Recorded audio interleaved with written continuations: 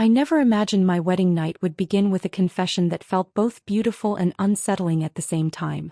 The glow from our reception lights still shimmered in my mind as Adrian held my waist, guiding me into the honeymoon suite like I was something fragile and precious.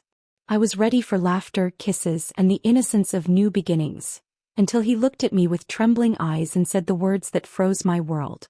Before I tell you what happened next, don't forget to like, comment, and subscribe to my YouTube channel, A Bite of Tasty Stories, for more emotional, addictive tales. The sound of waves rolled through our window, calm and soft as though the ocean itself was leaning in to listen. Adrian and I were barely hours into marriage, still wearing the glow of our vows, when he whispered a confession that made my chest tighten. I remember staring at him, trying to read every flicker in his eyes, wondering what truth was about to slip from his lips. He finally said it. "It's my first time. I've never been with anyone before you." The room felt smaller. My breath stumbled. I didn't know whether to feel special or shocked. Adrian wasn't a boy, he was a grown man with a past I only knew fragments of. But the sincerity in his voice made me believe him, at least that night.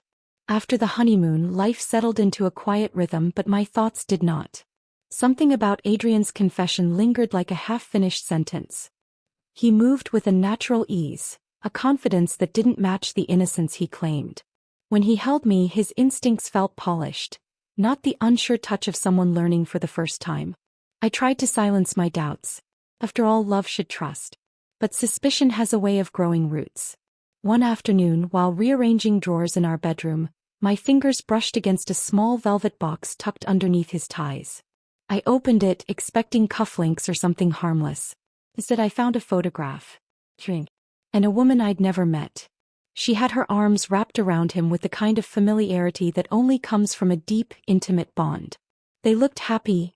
Too happy for someone who claimed I was his first everything. My throat tightened. Why had he kept this hidden? Why lie at all? That evening, when Adrian came home, I placed the photograph between us like a quiet accusation. His face drained of color instantly. He didn't try to lie. He didn't reach for excuses. He just sat down slowly, like the floor might crumble beneath him. "She was my ex-fiancée," he finally said, voice low. "I was going to marry her. I thought she was my forever."